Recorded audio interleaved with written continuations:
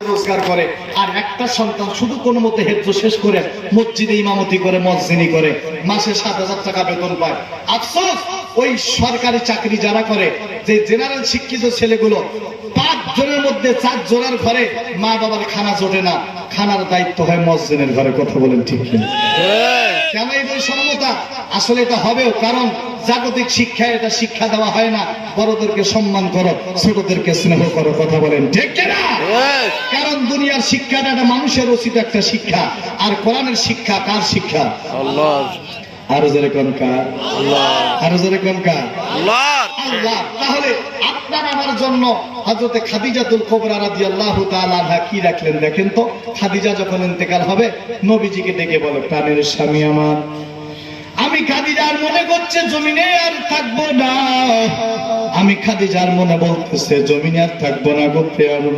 কি হবে আমার কবরের মধ্যে? কি প্রশ্ন হবে? কি প্রশ্নের জবাব দিব? আল্লাহর পয়গম্বর ডেকে বলে, খাদিজা রে, টেনশন করিয়েন না, আপনার কবরের মধ্যে আমার আল্লাহ আপনার সঙ্গে ভালো আচরণ করবে। কিন্তু খাদিজা বারবার অস্থির হয়ে যায়, নবীজিকে বারবার ডেকে বলে, প্রাণের স্বামী আমার, কবরে আমার কি হবে? এক পর্যায়ে নবীজি ডেকে বলে, ও খাদিজা, আপনার ইন্তেকালের পর আমার 2 জন বিবি আছে, যেই 2 জন বিবি জান্নাত থেকে আইসা আপনারে জান্নাতি পোশাক পরাইয়া জান্নাতের মধ্যে নিয়ে যাবে। কন্যা সুবহানাল্লাহ। খাদিজা ডেকে বলে, স্বামী আমার, আপনার আবার বিবি কে, আমার আবার সতীন কে হবে? আমি খাদিজাই তো আপনার সর্বপ্রথম বিবি। আল্লাহর নবী ডেকে বলে, খাদিজা, আমার 2 জন বিবি আছে, একজনের নাম হলো মারিয়াম, আর একজনের নাম হলো আসিয়া। ওই আসিয়া আর মারিয়াম কিয়ামতের ময়দানে আমার আল্লাহ তাদের কন্যা বানাইয়া, আমি মুহাম্মদ রে বর বানাইয়া আমার আল্লাহ নিজে তাদের সঙ্গে বিবাহ দিয়ে দিবে। কন্যা সুবহানাল্লাহ।